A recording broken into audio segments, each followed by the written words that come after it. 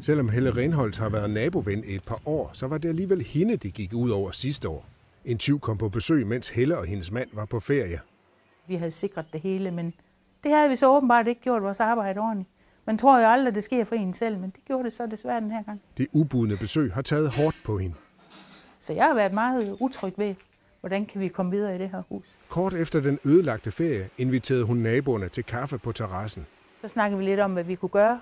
Hjælpe hinanden lidt mere med at huske at stille en bil ind i garagen og få skraldespanden fyldt op og hvad vi ellers lige kunne kigge efter. Sådan, vær lidt observant på, hvad der sker i området.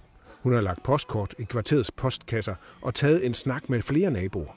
Har du tænkt på, når du tager på ferie, at du skal fortælle nogle naboer det, så I kan hjælpe hinanden med at holde øje, så der ikke sker noget, ligesom der gjorde for mig, og måske et eller andet, man ikke rydder så pænt op, har nogle kopper på bordet, eller en avis liggende, eller, så det ikke er så pænt og ryddeligt. Også her er en, der går ind og kigger. Det kan jo også være fryseren, der står af. Altså, så nabohjælp har egentlig mange funktioner. Altså, det er både socialt, men også en tryghed for mig, der er afsted. Nu har Helle lavet aftale med flere naboer.